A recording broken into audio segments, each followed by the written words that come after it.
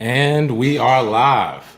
Welcome, Crypto Warriors, to the Gentlemen of Crypto, episode 387. Today is Wednesday, April 24th, and I'm your host, Bitcoin Zay, here to bridge the gap between cryptocurrency and the community, Monday through Friday at 3-ish. And we have some great news stories for you today, starting with the top story.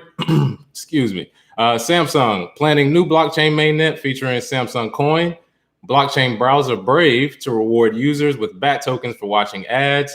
John McAfee pauses plan to out Satoshi Nakamoto identity fearing lawsuit. New York State sees first conviction for crypto money laundering. 2,000 U.S. grocery stores enable Bitcoin buying at Coinstar machines. And last but not least, Bitcoin is up an eye-popping 720 million% since its first recorded price. But first, our winner for the Crypticcoin, unfortunately, is no one. Didn't have any winners from yesterday. However, I do have some updates on the wallet. I do want to let you know Crypticcoin 2.20 test wallets. The information to download it is on the last video. It'll be on this video as well. And you want to make sure that you reindex and download for your Mac, Windows, or Linux machines. So more information on that at the end as well. Got a few people coming into the chat now. How you doing, Minho? Erica Beach, how's it going? Trek, how's it going? Thank you all for joining. Thank you everyone on Facebook as well. Let me make sure we get set up here. So, top story of the day, Samsung planning new blockchain mainnet featuring Samsung Coin. South Korean electronics giant Samsung may end up developing a public-private blockchain complete with its own cryptocurrency token. An anonymous source told crypto industry news outlet CoinDesk Korea on April 24th. Now, this has nefarious dealings written all over it. Honestly, an anonymous source, for one, is kind of weird. Don't know why it's anonymous, and it's on a news story. However, public-private blockchain is what kind of struck me in this story. A lot of people have gotten excited on Twitter about Samsung, maybe having Samsung Coin. In my opinion, if it's a private blockchain, who cares? We've discussed this plenty of times. That is nothing more than a slower database. However, it says here, we expect Samsung Coin to come out in the market, but the direction has not yet been decided. I bet it hasn't, because the backlash, once people find out it's a private blockchain, will probably be too much for them, probably kill the project. However, the news, while not confirmed officially, comes as Samsung continues its various forays into both the blockchain and cryptocurrency spheres. So I want to make sure people can, make sure they dictate the difference. There's blockchain projects, there's cryptocurrency projects. Samsung is thinking about a Samsung Coin, which came from an anonymous source. So I wouldn't take it with too much weight. Take it with a grain of salt. However, they are dealing with Ethereum-based blockchains right now as far as smart contracts. And the Ethereum-based offering would incorporate elements, like they said, of both public and private. So it'd be interesting to see how they actually deal with the backlash, I'm sure, to come once people realize it's a public blockchain. So honestly, I wouldn't hold my breath for this one. And I like the fact that, they're innovating, but from a news standpoint, they just kind of put it out there. And whoever this anonymous source is, I don't know who it is. Nobody will probably know, but I'm sure they just snuck that out there to see what the sentiment was about their decision. So moving forward, let's see. We got some more people coming to the chat on Facebook. Thank you, Maurice Parks, Ryan Cooper. What's going on? Thank you for coming in today. A few more people on YouTube. Allison Thompson, how you doing? Crypto and Culture. And thank you, Donald Muhammad. Make sure you smash that like and share button. Make sure we get out there, get out this good news. So moving forward to our next story. Blockchain browser Brave to reward users with BAT tokens for watching ads. A lot of alliteration there. Brave, which we have used, we continue to use to this day. Thank you all for the people who donate using Brave and watch us using the Brave browser. But today is a landmark because decentralized browser Brave has launched BraveAds, which is an option that enables its users to earn rewards for watching advertising. Yes, they finally came with a business model that serves the people. We've been so used to ads being forced on us through YouTube, through Google, through a lot of different places where you may watch different programs. It's forced on you. You don't have a choice, but Brave is actually gifting you their token in order for you to watch ads, and you can choose to watch them. Some people would rather make money from watching ads than being used as the product. So this is what Brave is trying to achieve.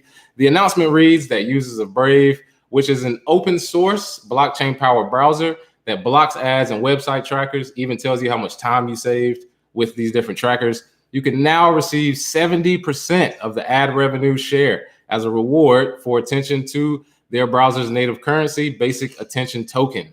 This token, if you don't know, it is listed on Uphold, which is a exchange that we prescribe to people. We actually tell people to use Uphold over a Coinbase or somewhere else. So it is available there. It's available on Binance, a lot of different platforms. It is available. So if you're thinking about buying, those are two spots you can get it. With BraveAds, they actually went on to say from Brendan Eek, the CEO, we are launching a digital ad platform that is the first to protect users' data rights and reward them for their attention. BraveAds also aims to improve the economics and conversion of the online advertising industry so publishers and advertisers can thrive. And we'll end it there. But thank you. I want to give them a hand clap for that. Thank you, Brendan Eek, for actually realizing that if you are the product, over time you're going to get taken advantage of. But if you can make money off of it, good to use there. So this is another way to make money, actually using the Brave browser. If you download it, very easy to use. They have a built-in wallet. You can watch ads now and make money from it. So good to see there. Let's see what we have in the comments here. Let's see. Minho, thank you for liking the video. Ryan Cooper, been using the Brave beta for 3 weeks. Yep, collect basic attention tokens. This is another example of a utility token, just like Binance that we've discussed. This is another example of an actual utility, and the value goes up as more people begin to use it and want to use it, because over time, more people want to watch ads, more people want to use it for the use case of their browser. So good to see there.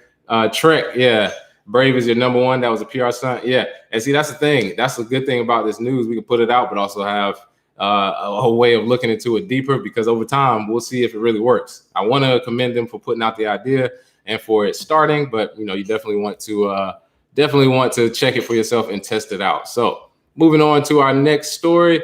From Bloomberg, John McAfee pauses his plan to out Satoshi Nakamoto's identity, fearing a lawsuit. So if you've seen any type of news about John McAfee the last week, he is basically saying that he knows who Satoshi Nakamoto is, even saying that it was a piece of cake. The actual quote here is, "My entire life, I've been tracking people who are the best in the world and hiding their identity. Finding Satoshi was a piece of cake for me." So he's made this claim. However, he's further said that he's not a happy camper, talking about Satoshi Nakamoto, about his attempt to out him. Some people have mixed feelings. Some people are like, cool, let's figure out who it is. If you have it, then release the information. Some people are like, nah, I'd rather keep him anonymous for his own safety. Plus, it's the only project with an anonymous founder that is as big as it is today. So himself, no stranger to controversy. If you don't know about McAfee, he's been indicted by the IRS over a self-avowed tax avoidance.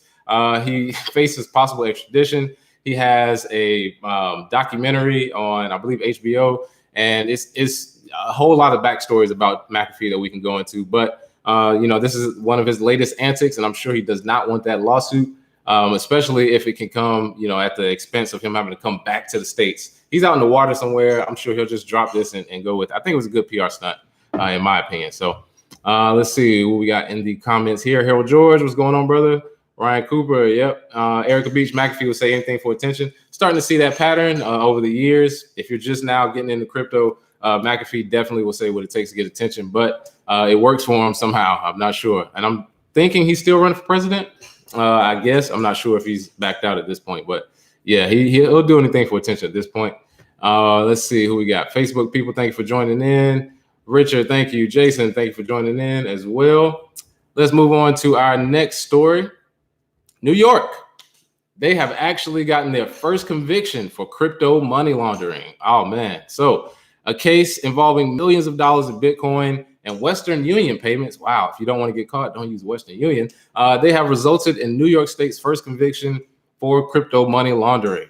Straight from the Manhattan District Attorney's Office, they have announced today, that defendants Callaway Crane and Mark Sanchez, both 35 years of age, have laundered $2.8 million through sales of controlled substances carried out over the internet. If you want to sell drugs, people, please don't do it over the internet. The IP addresses, the Tor network is not working. They will catch you even if it's 5-10 years down the line. Please don't sell drugs online, people.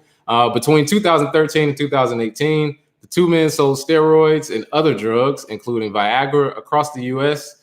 via their website Next Day Gear and on the dark web. Like I said, not safe. They sold over 10,000 packages and accepted payments in crypto and fiat currency. So this is not just a crypto's bad story. They also accepted fiat currency, which they laundered, and the customers, they usually pay to Bitcoin, with the defendants laundering the proceeds through one or more intermediary crypto wallets to hide the source of the funds. The Bitcoin is then converted into US dollars before the cash was deposited into their bank accounts. So they've made about 3 mistakes I can count just from that paragraph. If they want to actually launder money, don't put it in banks. Don't put it in wallets that you don't control, and don't use Western Union. Good gracious, people. And right now they pleaded guilty, and they face a jail term of 2.5 to 7.5 years, with sentencing to take place July 12th. So we'll see what kind of time they get. But we've started to see these money laundering stories come out more. First one in New York, as stringent as they are, as tight as they are in the regulations, this is the first one they've gotten for money laundering. I'm sure there'll be more to come, but we've said it, plenty of times. If you do these types of activities, they'll catch you, but it will take some time for it to come out how much and how many people are moving money laundering type schemes. So let's jump into these comments. Let's see. Bama's got caught using ATMs. That is definitely a DC word. And the CFR limits got to stay under 10K. Yeah, there's a lot of people who don't realize that with banks. Show up at the bank with 100K, they're going to ask where it came from. If they start tracking IP addresses, you are caught. Trust me. Let's see. Ryan Cooper, yep, they can't grab the crypto. Yeah, who knows where it's stored? Hopefully they stored it somewhere. Most people would think in the crypto space to store some extras, but you never know. And, we'll see what happens with that sentencing. Hopefully it's not as bad as 7.5 years, but they'll definitely do some time. Moving forward to a much better story. If you haven't already, I've done this before, actually going to make a video on it. But Coinstar, they actually allow you to exchange your spare change for Bitcoin now. I will say that I've talked to the Coinstar people. They say that when I gave them the idea, they had already had requests. So for those of you who heard me talking about, I had the original idea back in 2014. They said they had some requests before, but who knows? But at this point, it's spreading too fast because they have actually added 2,000 locations in 19 different states for their Coinstar service that allows Bitcoin buying. So through a partnership with blockchain startup CoinMe, it offers individuals the ability to convert cash into Bitcoin. It started with 70 machines. There's one right out here in California, out here in LA. There's a couple actually, I believe. And, in partnerships in Albertsons, the Safeway stores, as well as Jewel, Shaw's, and Save Marts, you can access these Coinstars, convert your coins into Bitcoin. Very good use case, because if you have extra coins laying around and you don't want to convert it into cash, you can just get some Bitcoin, watch it grow in value over time. Coinstar CEO said in a statement that his company saw an extremely positive response to the initial announcement back in January when we first reported on it, and they do impose a $2,500 limit. There is a fee attached to it, and the fee is basically the same as a Bitcoin ATM. However, I always tell people, if you believe in Bitcoin long term, the small fee that you pay initially will not even compare to the amount of value that it'll create in the long term. So if you use that change to convert it into Bitcoin, I believe it is a good long-term play. Now, if you're trying to convert it into money and use it the next day, that fee may hit a little bit harder. So make sure you're being savvy with your investments and with getting on Coinstar for that Bitcoin, because they have 2,000 more locations. I'm sure they'll have another 10,000 or so over the next year. So good to see that growth there. If anybody's used it, let me know. I want to see if anybody else has, but I'll definitely put a video out using it. It's one right up the street, able to use Coinstar. So, yep. And yeah, Trek, you're right. You have to do a new wallet and KYC. Yeah, all that stuff is fine. If you're doing a few bucks, like I said, I only did like $10 last time I did.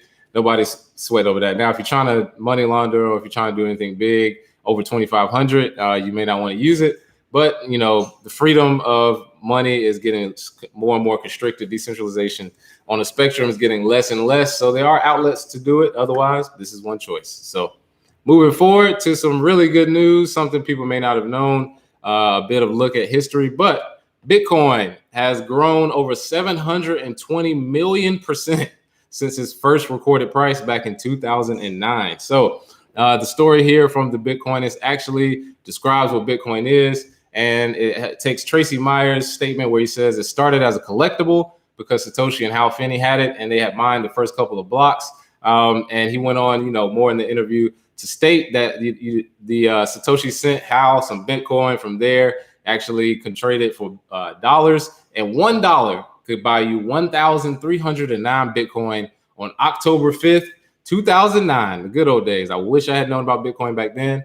And let me repeat that, people. $1 could have got you 1,309 Bitcoin, which is, an amazing price. And it's funny, it actually crashed after that to roughly 1,630 Bitcoin per dollar. So you could buy almost 1,700 Bitcoin for $1 back in December 2009. Once it hit exchanges in 2010, I think it started at about 6 cents, if I'm not mistaken. However, using the conversion rate now, that $1 equals 0.00018 Bitcoin, that is a 720 million% increase in price. You will never see a percentage like that in our lifetime, I believe, with any other asset. Of course, you won't see that growth from the point we are now to where we're going. 720 million% is absurd numbers to think about. It's far outdone gold, silver, real estate, anything. So if nothing else, if you don't want to spend it, it is a pretty good savings account. I can attest to that over the last 6 years. Just putting it in savings, you're going to make a good percentage based on the history behind it and the future value going forward. So 720 million%, if you want to brag to people about getting into Bitcoin and what they missed, 720 million% is a very eye-opening number. Of course, remember, we attribute that to the scarcity and long-term in May 2020. Remember the goal, try to get 1 Bitcoin by May 2020, the next halvening. So it'll be even harder to get Bitcoin at that point. So that is all the news I have for you all today. A couple of announcements, like I stated before. With the Crypticcoin test wallet, we will post the directions to download it. It's in the video from yesterday. I'll put it in the video today as well. Download that wallet. Make sure you visit the link to the Telegram group to figure out the steps to download it and reindex as well, so we can send out that free Crypticcoin to everyone who won. Like I said before, the team is still in Singapore. Make sure you listen to the podcast on Spotify, iTunes, iHeartRadio, and Google Play as well. Continue to use Brave and support Blockchain Online, which I will put the link here. Still working hard on that. Once again, going to be sending out emails to businesses who need funding and investors looking to invest in businesses. So thank you all for watching today. Have a good one. Cheers.